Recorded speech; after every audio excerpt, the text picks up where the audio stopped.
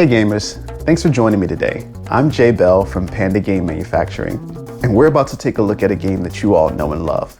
But we're gonna share a bit of the story that doesn't get talked about very often. So, grab some popcorn, maybe your favorite dice, and join me as we go behind the board.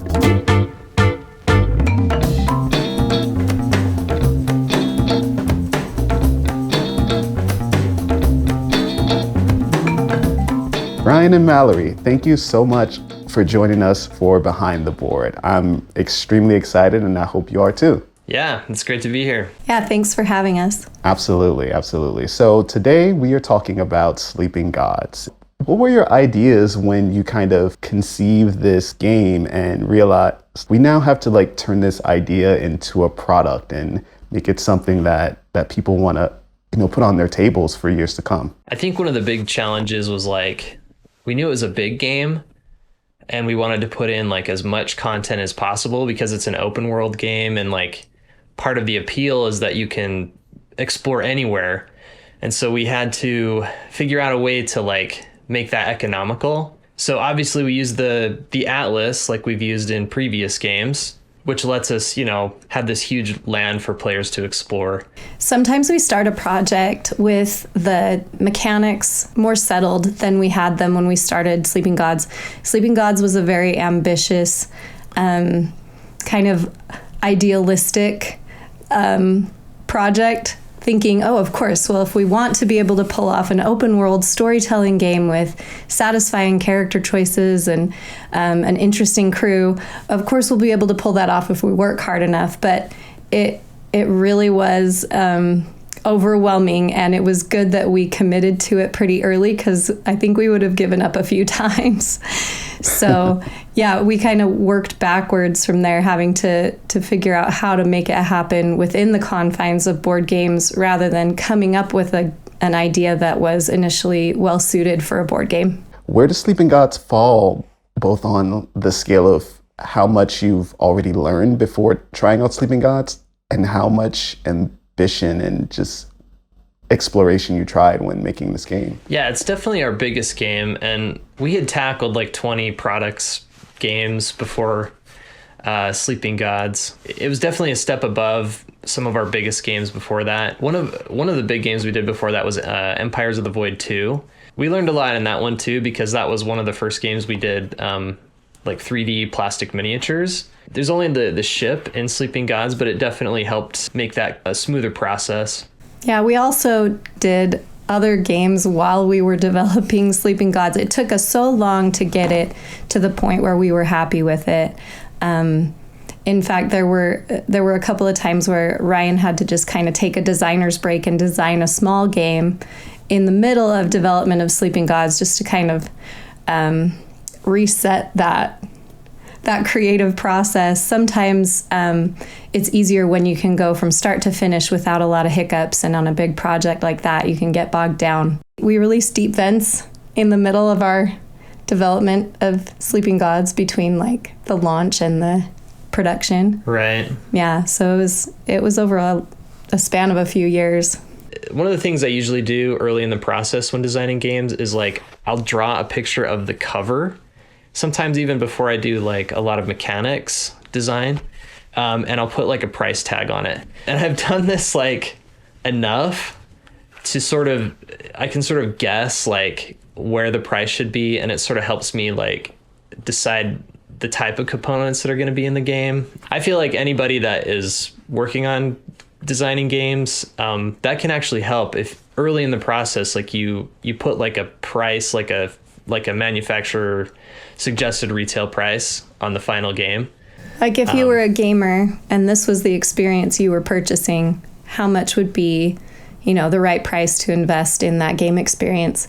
Sometimes you can have ambitions for how fancy and high quality you want the components to be, and how many inserts and how complex you want the organizational system to be. But if the game is really a lighter game that you wouldn't want to invest a huge amount of money in, sometimes that higher price isn't worth all those bells and whistles. So we try to build it out from what a what a customer would want to pay for the experience that we're giving them, and try to match the components and quote to that. But right. It seems weird to do that before you get the quote from the manufacturer, but it does. I feel like it is a good like starting point, and you can compare it to other games that are sold like in the industry, kind of see what they offer, and maybe we get the quote back and it doesn't quite match what we were going for, and then we have to decide, can we raise the MSRP, or should we cut different things that cost a lot? Because sometimes it's surprising what things cost more and what things cost less. It doesn't always match exactly what you would expect. You mentioned learning from the previous games, and that's something that I'm really curious about, because this isn't the first or second or third printing of Sleeping Gods. What did you learn as you made that first print run and then decided, okay, we need more and we need more now? We did make some changes between print runs. I mean, there were some errors that we had to correct, but also in the first print run, we did cardboard boxes to hold components. That was really suitable for the crowdfunding production that we were doing, because when you're backing a project on a crowdfunding platform, it's really about the experience of watching this idea come to fruition, and you want to feel like what you're getting is a work of art, and we were really excited about how that looked as the print runs went on, and we watched what it was like for Panda to put together that product, as well as just the functionality for different customers and players when they were giving us feedback about how the boxes worked and how the storage was working for them. It did start to become clear that some of those boxes weren't helpful, and they were hard to put together at the factory anyway. So we ended up keeping, 2 of the boxes, but then getting rid of the other ones and replacing them with an insert. All that feedback, both from the factory and from players, we try to listen to that, and we want to create a consistent product where if you, purchase a game from one of our earlier print runs, you don't feel like you're missing out on too much if someone buys it later and has a little bit of different production. But we do want to make improvements and learn from what people are, experiencing. And I didn't want to go like crazy with like a ton of inserts, although that's always something we're looking at. Like sometimes it can really benefit the product to have a very, intricately designed plastic insert. We did that more with a game we did called Megaland. I'm always trying to limit how much plastic we're putting in all of our games, and so that does guide some of our decisions. And that's one thing we really learned in Megaland was you can design something that looks visually impressive, but it is really important to make sure that it adds to the player experience, because it's not just what it looks like when you open the box, but it's what it feels like when you're playing it, when you're storing it, when you're setting it up. So those things we kind of have to learn from print run to print run. And now we're on our 6th and 7th printing of Sleeping Gods. So there's been a lot that we've learned. To hear you talk about it in that way, it really does shine a light on the idea that as you're growing, the game is getting bigger and more popular. There's so much room for improvement. And typically when people, I think about manufacturing and reprints, they think about the idea of not much is going to change. So it could be easier. But as you just mentioned, a lot could change for the better and make the product even more satisfying. Yeah, totally. I think there's been a lot of updates. And of course, Jay, you could tell us more about this, but, Panda's always growing as well. And so, there are times when the Panda process changes, and we have to make sure that our product stays consistent over like new machinery and updates and different printing processes. So it's really nice to have a lot of communication from Panda, because there have been times where, something will change in the process of Panda, and we need to double check some of the things that we have taken for granted. Maybe when we just say, okay, here's another reprint, let's, get the quote, press go, and we assume everything will run smoothly. But there have been times that we need to work together with Panda to make sure that their new processes are lining up with our previous products. On that note, One of the things that a lot of our customers and just publishers in general don't really think about is the pre-production phase of manufacturing and what that entails. And a lot of it is print file verification. Yeah, it has been super nice because we have like a lot of QA steps and like proofreading, and so many people look at the files before we send them to Panda.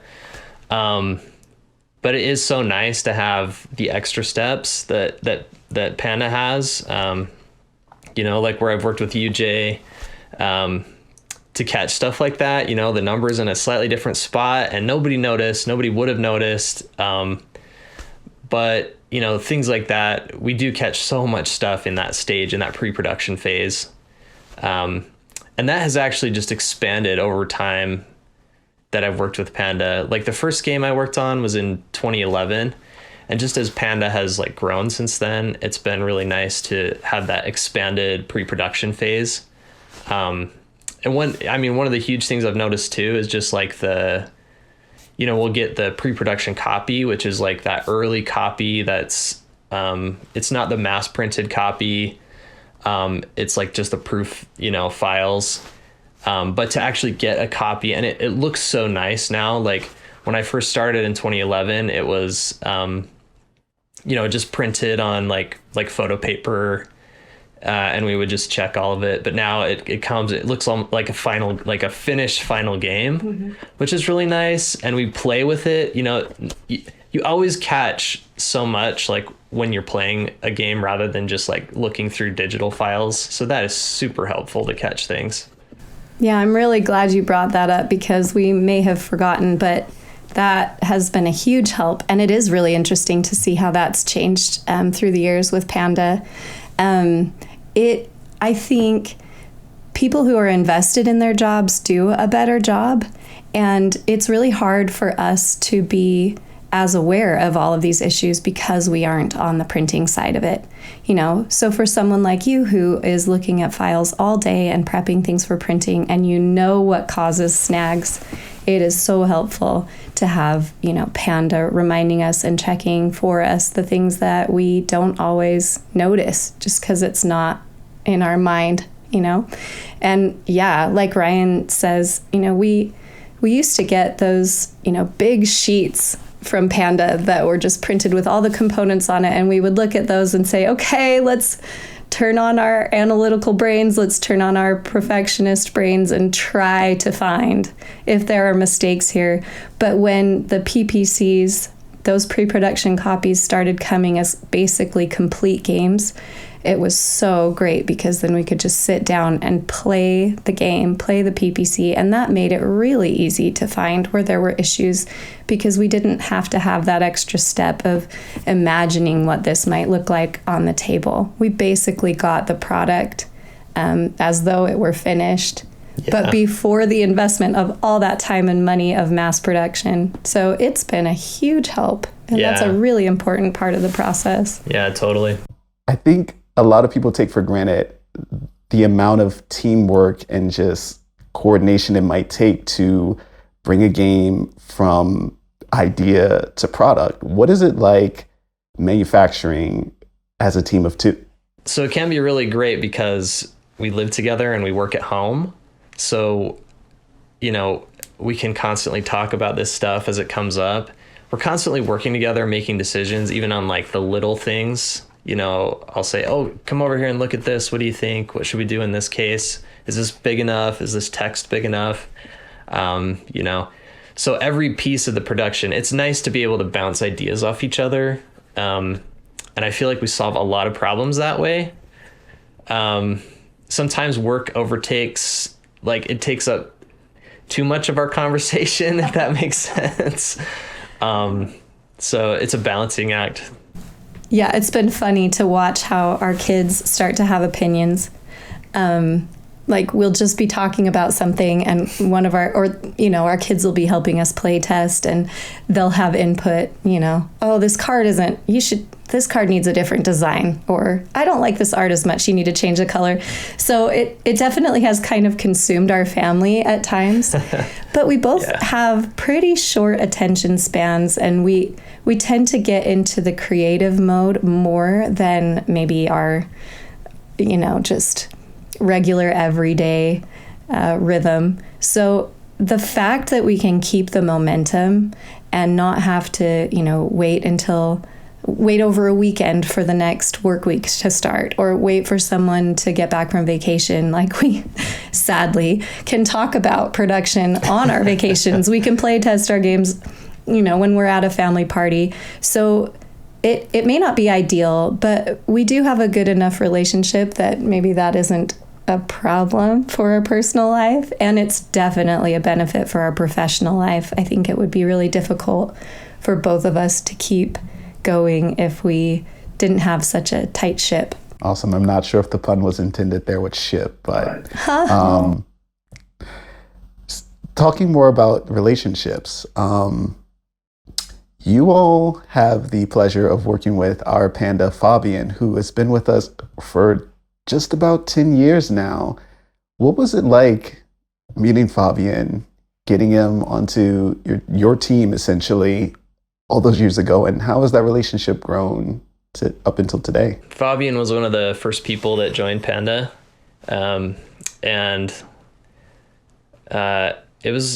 immediately it was awesome to work with him. He obviously knew a ton about games, had a passion for games. That's one huge benefit that I've noticed, like working with Panda, is like the people at Panda know about the industry. They're interested in the industry, the game industry. Fabian will often like suggest things to us. He'll show us other, things that we could do that we didn't know we could do. And it's just been awesome to work with him over the years and just like develop that relationship, like know that we can trust him to take care of things. I was looking back at an old thread in our internal communications about helping you guys figure out stretch goals for Sleeping Gods. And I remember when Fabian posted about it, he said, we want to do some things that really help the game's player experience, but we want to make it as easy for Ryan to get this done as possible. Essentially saying we don't want him to make new cards. We don't want to add more cards to the game or new art. We want to do something that is not going to make him work, tons of hours.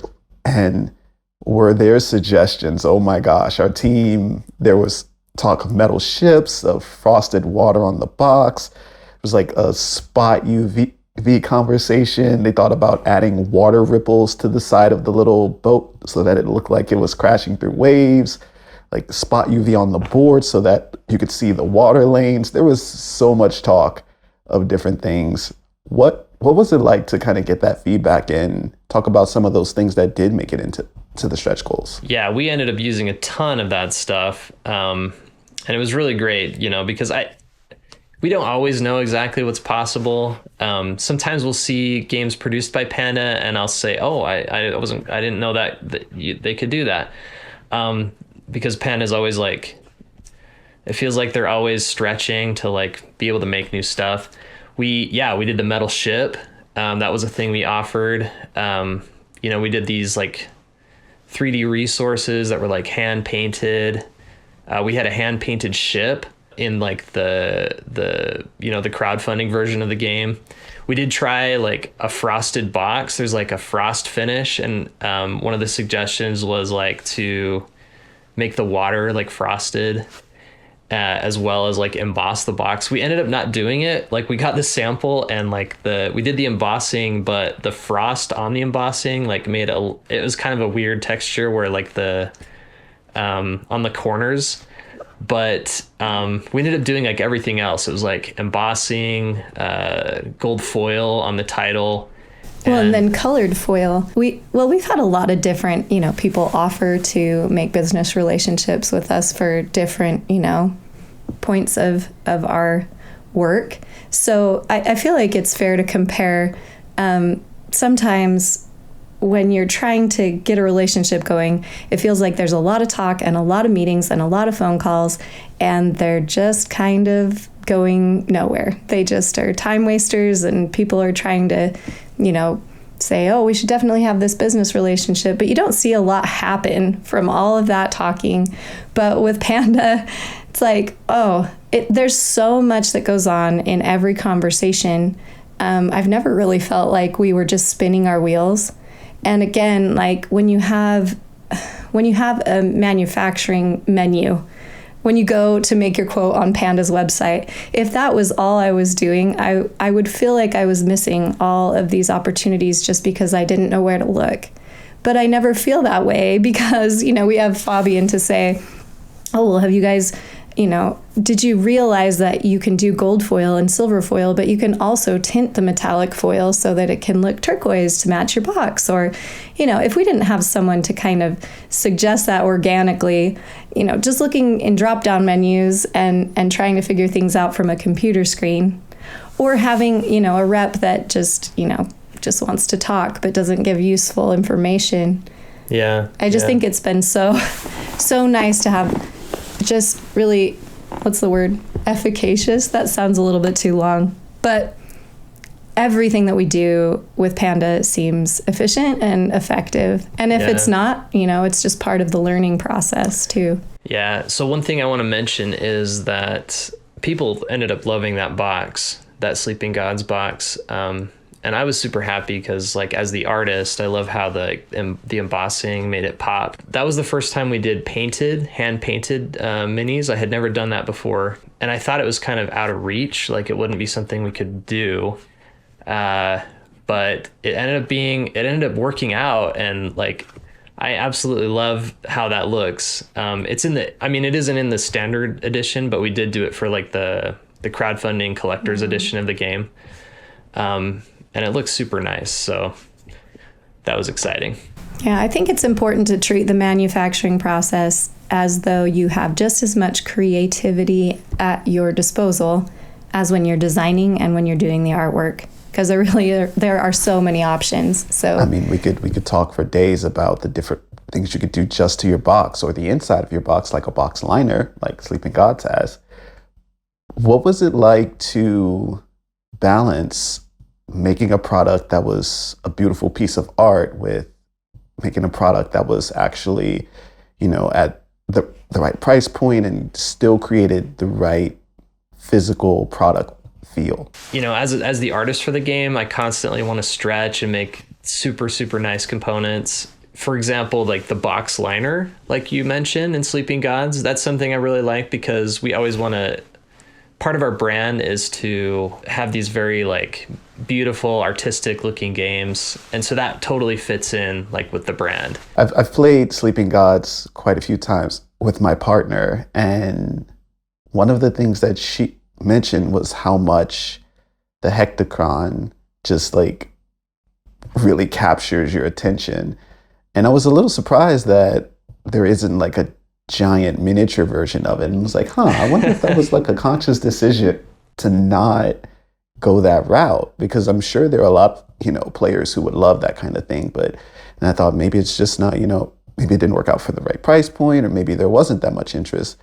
Was there ever any talk of that? Yeah, we did talk about that. And actually in the sequel, Sleeping Gods Distant Skies, we also talked about doing a mini of, like, it's like a giant pterodactyl.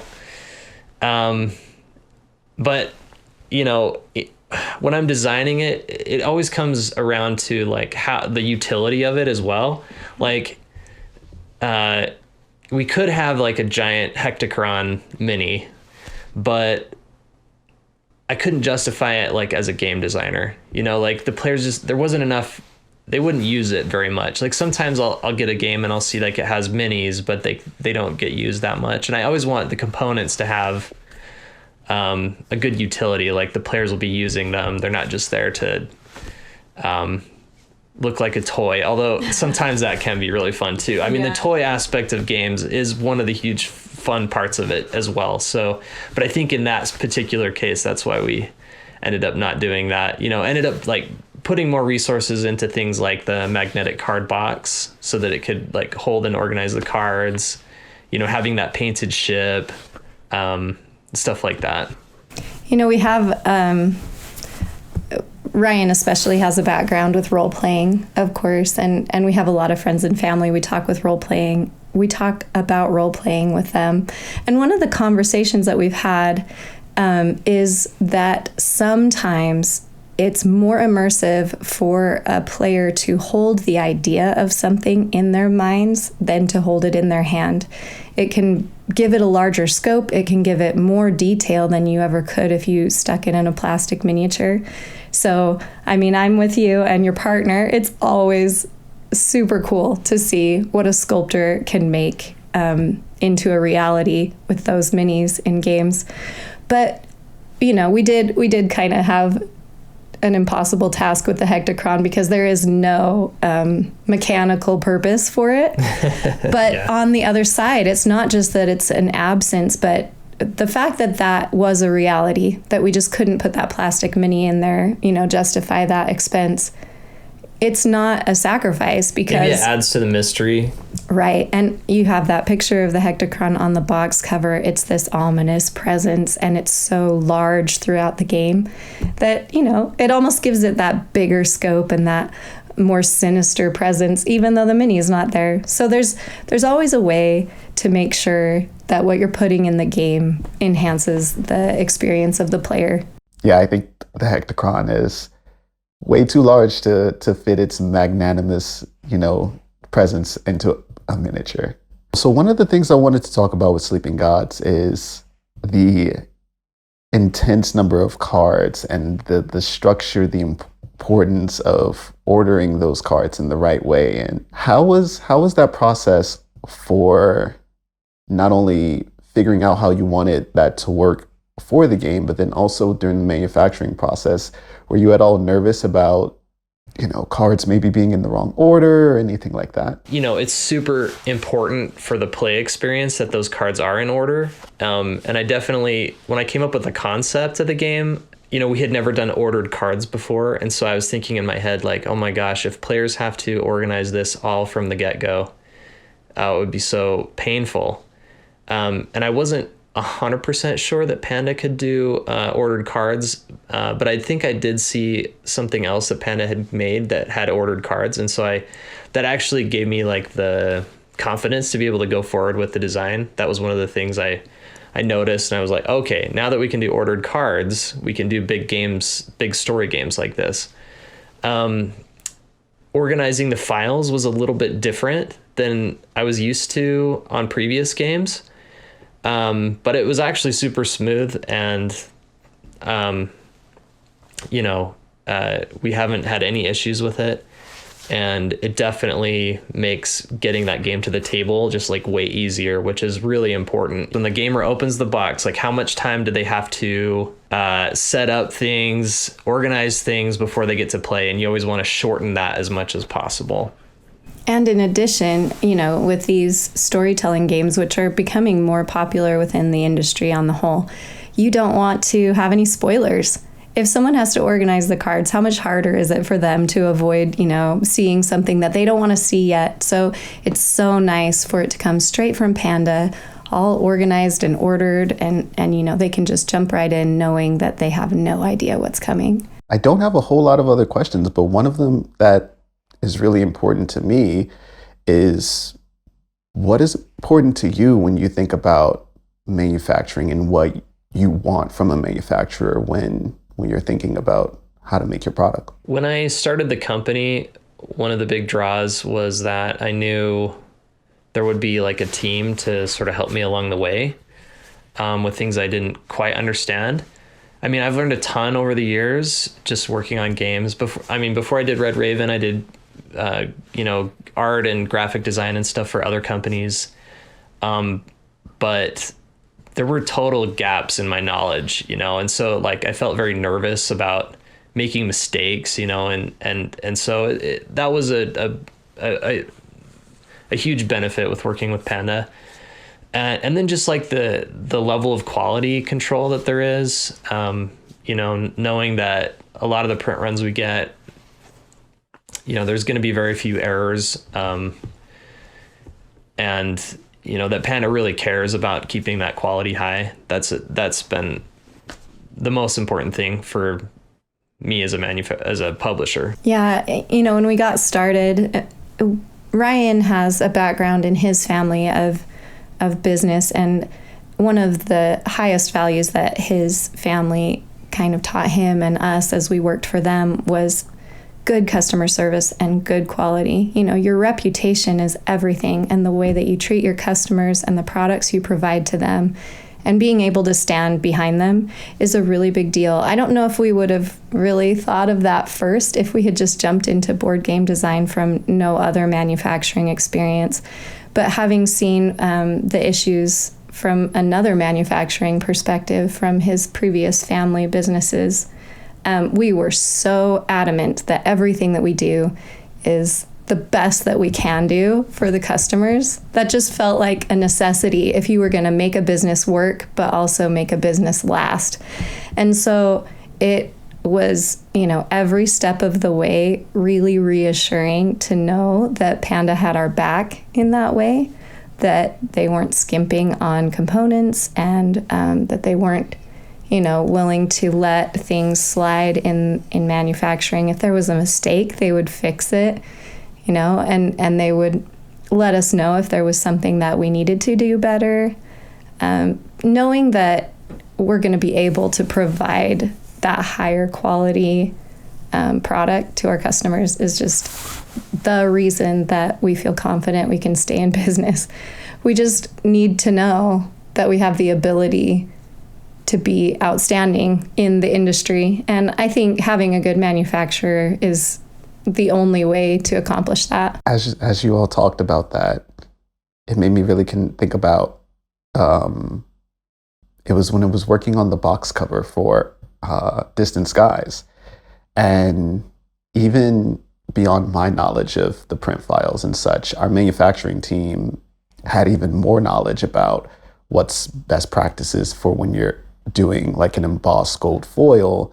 It's ideal to like remove the title in the white ink underneath so that there's no chance that that white ink is gonna drift and show underneath that gold foil. So yeah, having someone with experience and then having another team that's even more experienced than them was something that I really realized we can offer to everyone. Yeah, that's a great example.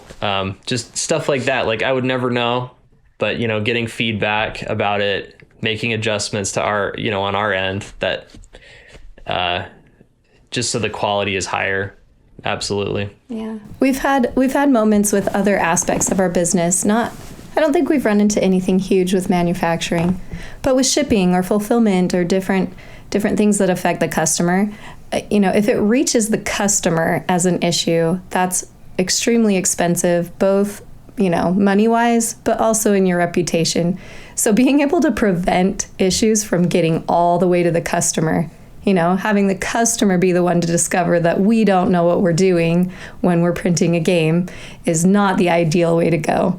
So again, having everyone at every phase care whether that product is done well. That's so important. And like our company, we have such a small team, and that is really one of the core aspects of our company, actually, that we're so small. So we do rely on help from Panda to make sure that we fill in the gaps we're missing. What advice would you give others to think about when they're thinking about manufacturing? I don't know if it's the same way now. We kind of have pressed the mute button on any conversation like this for years. But, I'm sure when you're getting started choosing a manufacturer, you'll think about a lot of different options and you'll look in a lot of different places. And there are different approaches. Some people kind of like to shop around and move around and look for the best deal and switch up factories and try something new. For us, it's been really great to settle in and just, work with one company that we know is going to be the best fit for our business, and to stop, listening to the people who are saying, oh, well, come try us out. Let's see if we can, get you a better deal. Because sometimes that thought of, maybe we could be spending less money here or there. Maybe we should think about, whether we should shop around with rising prices, should we look at that? And, you have to make the best decision for your company. But I think sometimes all that price shopping ends up being a little bit, what is it, a zero-sum game? It's kind of like for what you gain maybe in getting a couple of cents off your quote, you're going to lose in your quality. And I feel like sometimes it's easy to waste time. So the best thing for us has been to, in the beginning, finding Panda, we really felt like that was a good relationship. And as it has continued to be a good relationship, we feel like it's not really necessary to keep, shopping around for price. But it does seem like that's a conversation that goes on a lot in the industry. The other nice thing is that, honestly, Panda's a pretty competitive price structure as well. So I guess to sum up that little tidbit of advice, I would say prioritize the experience and the relationship. You have to look at your bottom line as well. You have to make sure that your profit margins are right for you to keep going. But it's really important to find the right experience and the right relationship, more so than even, pinching pennies. Yeah, I think customers really care about quality, and over time that's definitely going to affect the reputation of your company. The other thing I would suggest, and it's surprising how often this happens, but it's really important to at every stage of the development of the game files to print them out and use them and have other people use them, of many different types of people, maybe people with maybe poorer eyesight even, cut out those cards. All sorts of different accessibility for all your players. Yeah. People's input and perspectives on, the things that you won't notice. Right. I've seen, sometimes what happens in game development is somebody will have the prototype of the game and they'll give it to the graphic designer, and then the graphic designer will work on it for months, but they'll never actually print it out and see how usable the files are. And because you're just looking at it on your computer, which is totally a different thing. And, you might end up with something that isn't, it's not quite right. The text isn't quite big enough. It doesn't fit on the table quite right. So that would be my other suggestion for publishers, getting files ready. I think maybe the last thing I would say is to trust that the people you're working with are also professionals. I'm a happy micromanager. I love to micromanage things and think that, it's supposed to be my job to figure out every single thing. But at Panda, you have at your disposal a number of professionals who have, really specific skill sets, and kind of relax into that process and trust that you're going to be able to rely on their advice and not just your own. And it's going to make the process easier. Well, Ryan, Mallory, this was absolutely great. I'm so glad we got to talk and go behind the board with Sleeping Gods. Yeah, this has been awesome. Yeah, thanks.